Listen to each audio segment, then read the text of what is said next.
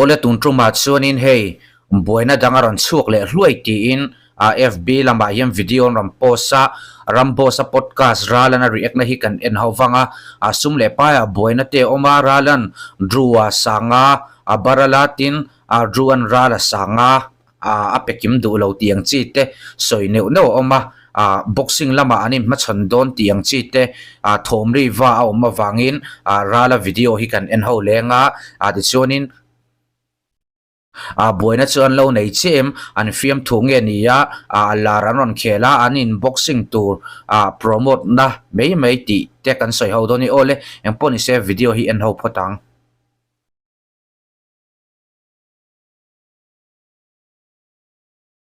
inia ralan boxing du pacho an achau rala boxing du pacho an achau tini rala hi rala hi hu hang nei ro khop maya thing de wa chan tir ve them thing de wa chan tir lo pon ani chu eng lo sa mo tin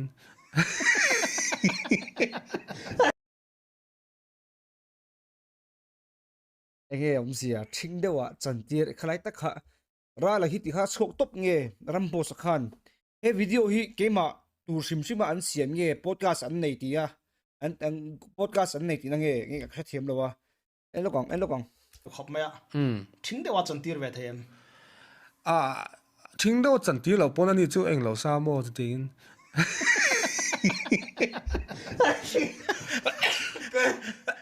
ani podcast an nei mi guys hi podcast an nei mi an nei anti uang vela ros ro an uang dawin ka siya podcast an nei nang ma lai big kha ron ka chokin ka siya ron di chang kang tir ve them chang kang tir ve the ra de chu chang kang lawm ni chu mo Nike hlir lawm bun thin ani lo ai kor poi Nike ania kor muzan Nike vek hain ha thin ai branded vek chang kang du khating zonga chu mo I ma se afi ma chuan ka kan phal lo kha ka chu afi ma chuan man chang kang ve thei lu tuk ma se tun dim hun pununga colony ya kha chuanin akor du lo do kan hak dil lian nek tuk kha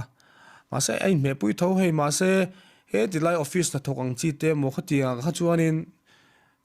ani po hei pa pui te ai tho chuan lai me dowang ti me ang ole kan ti top lokang kha Ralakone Ramboss le group achote podcast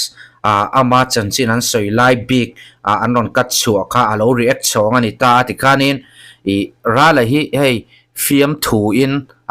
drew hian akap do vak don ti chu khriat sa ni drew hi film tu thiam ni amaro chu hian film thu phena hianin enge boruak chiage ron siam an tum tuna chun la hriat theilowa video kan en tluananga a hriat thei tura ngai ta ila drew hi hei mi thlok thadawani ya tin rala aron soidan ki ya po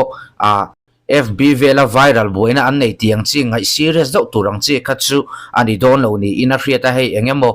boxing at jon lo in tum don tak po ni sela an fight promote nan engemaw aron tivel mai mi ni ina lang bok o kan en chun som le ang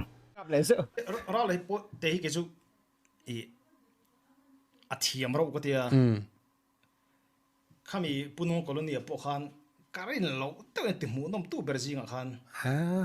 atel ka te avoi khatna chuan thiam takani ama te hen hu hang engebo verio hey ama aron lan topa mu nom tel engebo hi ama hen achom tel ve tlat ka alive a poina ni hi tun thleng hian zantin live thei anom rual hianin ama baki chu tuna hi chuan anom lo me thei a zantin do tho live a ma se viewers si zathumai tlem hi nei mangmeu lo ta I saw speed third copy ka ti top ama khi Mr. Bisa fourth copy ni mahimo ole kan ti top le ang kha ti khanin drew khanin rala hi I saw speed third copy yang velin aron chuwa rala puna ron chang let vele ngala Mr. Bisa copy tiang reng khanin aron chang vele ngala hey I saw speed le Mr. Bisa te chu kan hrevek anga I saw speed hi streamer larli tuk subscriber po nga lutuk to ang kanila tin Mr. Beast kovel YouTuber lalpa tiya ansoy content munom tak na ya subscriber nga aberaron ni boka tin Ramboss hian in rala chanchin hi aron soi thiam ang reng khop maya o he podcast si amai mai don lo engam bo boruak dru hian ron siam chu atuma tin Ramboss an zo chu atum boka engam bo boruak hi chu om don o kan en zelang Mr. Beast Mr. Beast hay xem anh trần về cứ ta shooting cái này về lại bọn niang Mr. Beast nghe mà hay inti Mr. Beast đâu khả năng chino mà tôi là hay là cái niang social media về là hay aron lar khel chau nat bo hi ni ta ka chon hay mi sum pek chi khati em guys tiếng là Mr. Beast copy cái tiệp bây giờ mà sẽ ai speed tắc khi chúng copy đâu ạ kan soi lúc kan soi zau lúc nga ni kum khanin ni kum masa ni chu ni kum masa 2023 khanin su sa hianin status khanin no tong moyo ni lo se negropa kharon manga chonin eng tap ni support berti kha ti enge yang cha kharon omon yang donation theng pa khanin Cristiano Ronaldo su khati ni chu tungwe he pai ka ban duro ka tita ni chu sang thi le somni pathum su sa status mi chu I so speed hi streamer ani sheng ai lu mi min kan en lo thin lo tige shit lo wa envero mu no mit ni ko tang khamin tia chonin a soi lai chon ka ve en hal chu tang chon I so speed thi ka she ve chi ani chu I so speed that ko pi ti khang la kai chu ra la nia ta ma tang toin I kanom dante kan live dante I so speed ka shit ma le I so speed in shit ma hian ra la chu om dei to tu wa chon ra la that ko pi mi ti khang lang ka chu fu lo wa ama hi Mr. Beast chu rei to wa Mr. Beast style la nia mai Mr. Beast phot copy ani hi ma hi ai ama hi munom ve top an chevel hay an vin vel hi mo FIFA vel ha chan ne chon lo chen lo mi ha FIFA chon ve khama bilan helo ve khat ma ole kan ti top le lokang hei rala tikana rin soi fiata I so speed a fiat ma de in tianga live vel hi alo ching ve dei to tin ka FIFA chung chang ten soya rala nui azatana tin ruwa hi din enge mo bo ruak o tunlai chu hei kan selepte an trap do mola an traba ka enge mo bo ruak ki aron om chho zela ruwa hiam bo ruak enge mo hi choron siam ve tu mani o kan en zelang anuam do ne FIFA cái live bên cái tung phố chỉ để mình nệ là ziah point chef tôi vẫn sợ ai cái gạt chúng ấy sụp lên ai này mà sao mà nít lại bộ rây rồi to car hi kal ta ve khan yang miron so mat lai hin khela FIFA khela ko open line ni ti khati ron ti voi khat ma min ne lo zak thei lo chuanin tuna hianin Mr. Beast thokal lai khanin YouTube Ronaldo fans ru kolani ara lahi top meang Mr. Beast mo ni lawe dikeju kani lo ma se pakhat zok kha kani ka soitop zok chu pakhat zok kan ni tia Messi fans na ni le khala bu Messi fans ni di po lo shno shum Mr. Beast in Ronaldo Mr. Beast ka 365 million chuang nei to subscribers chuan Ronaldo nikhat aron YouTube channel ron siam ron up door kha tak monin dia tak ani reng boka kha tiang rang dura khan lo ngai ral te hoin mo Mr. Beast ron khum thei mai tu 50 million aron nei tling chau kha aron khum ngal don de ke ni YouTuber mo ke ni YouTuber chang ho ko chu khan lo kha chiang sia lo kha me chu cha ha chuan ni Ronaldo in content nei that lo chuan enge ni Mr. Beast in content nei vereng sele video te siam vereng sele chuanin lepel thena chance kha aum khelo pon he ai ha nei tamna chance kha om ve ni chu e mani khami ka ngai dana bi ka chuanin tuna content nei re to lo to pa video la upload da rei to nia aron ti tirve khanon ti ve lo ya tam lo wa tam phe chu ateng khan ni tuna po video ron siam me to lo wa claim active do se chuanin a nei thok thena chance om ve ni ma se lepel tur hian Mr. Beast tu nia kati asoyang khanin lepel chu harte me masela I tuna hin football retire ta se YouTube lama ta khanon ti top le ngai ti top ngai he am podcast si a full video hi zanin khana chuka kala en big lawa full in en acha kom khop maya kha Ronaldo chungchang ten ron se ke hi football hi kangai na li tuk lawa ma se local tournament ang chi hei veng le veng khua le khuang hi chi chu ka ngai na a ran pain chu mi fan su ka ni han ti dot turin soi thei ka nei lo England hi ka tran ani maya tin hei an line thawa lo thing streamer rala zantin active takle viewers nei pa ngai taka live thei reng ani druala youtuber ani baka film director te ni tin Ramboss a phei chu a react hi lar ma tu la phei chon Ramboss react hei la eng po hi mi hian ron ti chuak thar se calling Ramboss at in comment a hian a tam the ani Ramboss a react and chak khi an tam te chu Mizoram hei selep huanga kan arsilian pathum hei anin kom ang thukani ta ralan ti hianin alo chang ve zel ta engem bo ruak hi chu na don hei chu anin Mizoram hi chu asoi hing don kan clear zel photang active chhota se Mr. Beast hei chu lepel ni chu nei don shim analytics vel kha chu wang chuanin ralte ani lawang chang na meisia Mr. Beast hian mo kum khat chung po Mr. Beast kum khat chung po a lepel lawang ti ani la khanin kumina December tha chungin a lepel mai theisin ti ani chu enjoy ango ka tia December tha chungin a lepel chuani Mr. Beast Ronaldo hian lepel chun cheng sangai choyang ka tia chuan sorry Ronaldo hian lepel chun cheng sanga ka choyang ka tia a lepel lo chuan Mr. Beast Ronaldo hian lepel lo chuanin cheng sangai choyang ka tia chuain kumin hi sang ni som ni panga tro chuanin January February March March ni to chu i chuanin i kan check lock do mi leo ale pel lo chuan ka sia i Mr. Beast ka 365 million ania Ronaldo ka 70 million vel anin ka sia soi ve me ni chu sanga po dil chuang lo ka soi ve me chu ka soi ve me ni chu i hei sanga kana nei lo sim mo chu no te dai par le te kan du to mo lo tam fe sia tam to ka soi ve me chu pek po ngai ka ti chuak lo anuam lawa thili chui soi ba in thin te nuam lo mo life line in thin te nuam lawa chu wang choi ka soi ve me ni chu mo chin ngai ve thong si ma se ole ti kanin drew chu anin poisa lampang chu aron soi chuak ta chia hei video kan muang kanin rala nen an lo in choya Mr. Beast le Ronaldo chungchang awangin tichonin alan dana chon rala kha achaklowat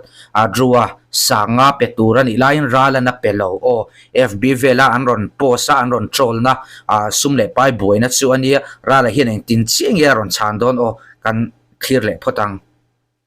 kan nu pon dil ro tia ma se ngoro chutia mang video ten hai se ka ti zela bo ga thu zum lo ka lo kin ki na kan chu ka soi thong ngai thol lo chu soi ve me ni chu ai ra sim hi ole soi zo chi ta tro Ramboss an luta ni ta chu ka soi chiang le soi mo em ka shelawa talai big tak thung cha ha chuan pununga colony a khan pununga colony a khanin ka contract kha nuai khat le sing riat sanga ani atita karin biak dan chu nuai ni in min hire tuma khami pununga colony kha tu lexania atira po athu phungin karin bechar karin bia a chuanin nuai ni kan don netia chuanin kan hanti nak naka i amuna tak phei ka chuanin nuai khat singa o khati mai nuôi hì kan ti kha nuôi khat singa contract kan sai ni nuôi khat ka nuôi khat singa ti le de nuôi hì kan ti ni ro mi ka tia cho nên ni lo ti khana ron ti chawa nuôi khat le singriat le sanga khan kan ti thei ta ni chu chuan ka mu ka shat chi ei thi ti ka shat chi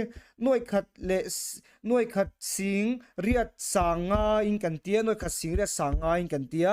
cho nên su khati ai ka soi don chu wan chanin hei chu public angai kin ka sia soi ngai in ka sia alai te kha chu ka in soi fi evel ko ngai chan chu ka in sum don lo chu wang chuat noi khat le sing riat sanga atia angin kan soya kan ziak veka ma se ka contract ka khanin anua to pa ka hui noi khat le sing riat chau ni le sia mo nuôi khát lệ xing riết châu nia khami à khan nuôi khát lệ xing riết anh em tiếng nuôi khát lệ xing riết sang á kan tin lo mi kan sai thấp kha cái tia cho nên ngoro ralte kan en le don nia noi khat le sing riat he kan chu ting kan in hot chung lo ta po chonin tura po kan hot chung lo ta noi khat le sing riat sanga chu ngat nge ralte kan ti lo khaw noi khat sing riat ni lo mi khat tia I kon tak kan en don nio atia ni mo I kon tak kan en don nia atia I kon tak kan en don nia tia kan en anu khat le sing riat tangin an lo siak ka chu so ai just du noi khat le sing riat sanga chin takin kan tia tige noi khat le sing riat angai lo sia khatia mo khalai te kha ai an lo ti sol ve pal te pon yenga ma se khot sata kon tak kan sign like khan noi khat le sing riat sanga chu kan tinge ni kala sing ha chu 100% tak tak ma se midang a chonin enge niang khatiang kha chu ka omngai chung lo wa duan a lo apekim ngai lo ti te kha a lo omange kha chu ni chung lo wa a lo apekim vek tho ma se khalai te kha kan kat bero kat takin kaltir meng katia Mr. Bisa khanin asela khalai kha aron sai chok lai ni lulian a khian sala khalai te kha chu ole tikanin dru chuanin engkim sumle pai ralana pathu te asoi toa tihan ralana ron chang vele ta chia noi khat pununga kolonia noi khat singre sanga a hlo tura noi khat singriat a hloa tikhanin sanga ka chu Mr. Beast te kanin joina khan ralme ro se tin he anin soirema ma se hey druana ron soi chuak le tatlat meya ba kha awm zia chot engemaw boruwa khi chu druwa hian siam matuma tin asiam ngei te pun ka ringa hey YouTuber te pun an react le loi ka ringa he thil kher hi chu rala le druwa hi thu chau ni lo kutum mangin an ching fel mai angem ti hi mi pui zona ni to eng po ti sela mani laina lar thokat ve le lo tling ve ni unboxing ta po ni se ke po en ve nge ka tum o kanen chun zom le ang ai tak ania mo ai chu mo ka chiang ke ma pon noi kha sing le sanga kan tia contract a po kan si vek vai te kha sorry kan en chu zom se lang FIFA games lawa ataka hian one on one in khel ta ula inei ring thawem anti zongin football futsal ground vela mo futsal ground atak si chuan kan he na chan satle mai thei asan chu ka fitness a thazo kang tin ko nga chu mo fitness a thazo kang asan chu tha chu min he longa a khela chu min hiang asan chu loi khel ve thin ta ma se tha ne che ring lowa ani thaman na chi nga nge I neirin hey tikhan druana chauta kutum den meu rala chauta intinge rala na ron chan le don intinge ron react don nang ni pon in en chak karing ek pa kan soi tam le tuk main rala chan le da kan nga kang kan en le photang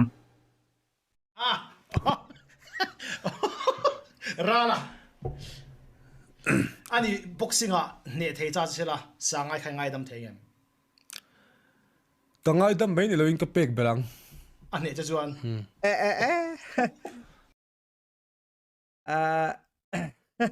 boxing nia tulai hi boxing ka training line nia boxing ka training line nia tuna point on the spot di thut don nge dof den pon zukti thut don pon ila min ne don lo xem dul kier boxi fitness de resan rea asteta sakan muat thil ei tu tanga choin ke ni Nitin exer la chu ai nang thailo wan choin khongain boxing phe chu ai ram khat po thei don lo ka chiang hi chu mo ka che boxing nai om lo ra ole rala na changlet veta rala hian in druwa hi a hlau lo ani a chau hei in chau satia hi omta amaro chau lu tuk ang chi in rala hian in a chawa in boxing dom po ni se kha on the spot po min he don lo watiatin round khat po dai don lo tin rala hian in angam sal khop maya tiang dul kier lu tuk zan reya athil ei lai ron status rin ni kat kalaka chakna chansa nei lo waron ti ve maka engpo ni sela dru ani na din boxing tak ta se n2 hin tam ka ring LPS rin na mo khoya po hall lian pa ngai mo indoor stadium lian pa ngai Inhnek ta se suman la lu trau don an boruak siam dan hi fu chho tlat tin soile soinu mani laina lotling ve mizoram chunga na chuan lar thokat ve ten nia hanin boxing chia se ti kanom chuan o comment lama o soi veng o kanen chun zom le ang kan ngai thase lang chuanin apung do ni chu Oh. sin khatin apung do ne chu okay changa kha okay I boxing a min lo ne ni chuanin kangai dam bokang Chuan fi ma rol thadawi pe. phima rol thado ka penga amro chu I officer chin rol chu ka pelawang Ala theih. la ko kha chiang turangai la kha chu okay boxing ka ne chuan ti tro boxing ka ne chuan cheng sing khat ka penga min ti na tro tura han boxing ka ne chuan cheng sing khat ka penga atia chuanin I flima roll thado ka penga ti boka okay asu let lo turangai ka ne ni chuanin boxing kan lo in ne ka ni chuan okay cheng sing khat min penga chuanin flima roll thatak min pedon boka ni okay chalo Ei chuang lo. ka chu theila Ani boxing nam chu ati du reng angami reng em. ka shelo la hei tuna ka han rel zong te hi lo sia se chuari ren ting e thodong ka shelo ma hin a thodan hi dang ve thin kong me ni hi chu etian ka bula hi chuan ron om se chuarin a thok lo nga life na hin a thok thina mo endina Sing in dang tai ani thin. endina me I bong kona lo ti boita la atlan chianga ma se life line ron nek che tu mang thi em hey draw hi trong kam thiam takani hi ka lo hrengai mi lo ma ro chu mi atok te mamo to ka dana thiam hey trong kam thiam do hi chu thlan lai ni ko hianin kan hual tung thrinak an ti hi kan ngai thla thina khatiang do kan I draw hianin nalituk ni si lo za chem dang zonga mi ka dan hi thiam kho mai tu na ra la ron ti dan te ka khuat dona khuat tak thei si lo dot ti dona thudik ang ve do si mo om ang do mi ka thiam draw hianin boruak siam atum boka he video hi chu a viral don tin a hlotling don in ka ria boruak siam tu mi rala nen hin harin nek ngei te se bo ko la lo ti boita se lai nek te ron tu bang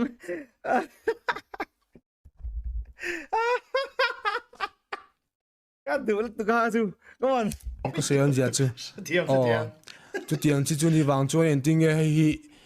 tuna kan podcast te po hi live line che dan tur ka shelawa Okay. on che don ka shelawa live channel te pe ka siam lok te po ngai mai the ni a chan le na tur he live channel chan le na tu ta po lo siam hial ra kha ngoro ege mo ke ma chu ron soi chu in man kam thu minute ko lai mi ron soi le ha la nice a try kan ti top leng kha rala na ron sai ta che tun trum an podcast si kala en big lawa full Ramboss channel a khani na omak en venge te po ka tuma he anu izat ka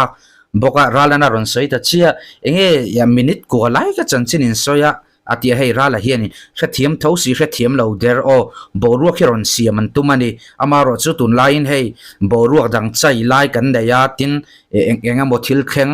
bon tak aw ma wangin alar hlui lo mai thei bokatin alar thei tho boka khachumi puite na judgment in lo pek turani ta emponi se rala nen hian in next set ti hi chu kan tamin ka ringa rala po hian hei boruak anram boruak ron siam tumhi lo chan let pa lo ti ali chu atum ve thawa o kan en le photang kan tong tui mai in kan en zelang to kana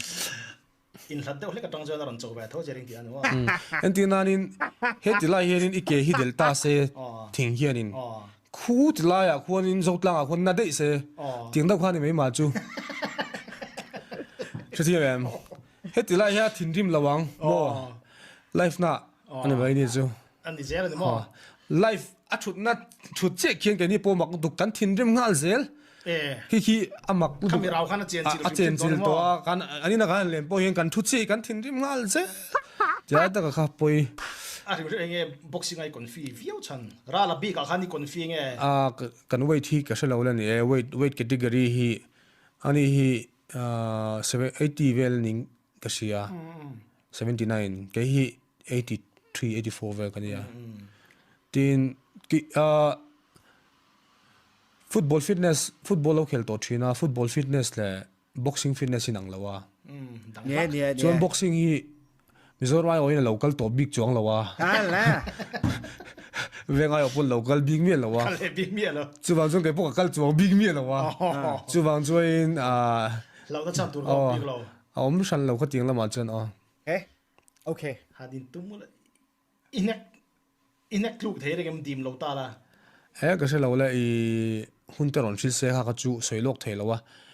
ama chu ka kutla ka chu anati chu ka sia Ama pona sedon. ama hi chuan ringa chu se don ta mo hei lo in hnek tai lang chuanin timeang entina in hei chien kan nia I hanti chiam po chi lo ta ra la na empty vel kha ngai do na kha pe lo bera kai ma chamo kan tu kel Ra na lo mutura ngai la en tin ye chan le ti kha ka fe me cha lu film making a train boxing kan lut lu chau le dai. A pian so fang hin lo wa. hello ti A ba tri dam thei lo te ni. Ari thura. A mak lu tuk. Hemi atak sa dul nu chungah hen six pack nei ne kan te. A chau thei lo te chung vel khang song so te pa so cha do ko le ama ro tu ta chuan I kan du tok chu tak chu ra la khan lo sia se a chau thei lo ti lai kha chau thei lo lai a fun chungah six pack nei so ka ting vel kha khongai lo sia se o ra sang a sai to lo kha ve kha chu se to ama na se chiang ber o ti khan in a video chu kan en zo ta hei dru a hian mizo mi pui te thluak hi aman kan ti don nge ama hi a fing kan ti zok don tian a larna lampanga chuai don lama hian engemaw boruak ron hit luai yang hi anei vele zela I YouTube a subscriber in house in an nga baka IG lama pon I se followers anga a choi tak tak hi chu anei to lo me the tin Ramboss po hi ani hi chu kan hravaka music lama a hriat ril zia te kan hria tin a reaction page chu Ramboss hi alar tak tak mahan ke page on ka en na sa zoka mu nom ka ti ni reaction video asiam tirvel mo subscriber anga ma chu ti khopa hei mi sheril tin ku va mafia chungcha pushriat anena an podcast te po khati khanin I ka entry na an ti ngai no ma chu tiang mi mani laina mi zo pa bon ve an netin ra la ni se tun lai thalai te na an en na sat berle YouTube loma stream regular ber ni chunga viewers nei thathei khania hei an boruak ron siam tum hi engponi se FB an ron trolang chu ni lova in khotna tak tak anga chu omlo ma ro chu anin ti el do trana an unboxing ngei te pok ringa ring chunga an buaina hi an chin fel ngei ka ringa tin boruak an vohot thiam boka Inhnek ta tak tak ta se en tu pon tam ka ringa engpon isela tuna tan chu ngan du to ka nga dru le rala buaina chu ti khan kan lo reta ring chunga ching fel ro se ti kan omani song comment lama ron soyang o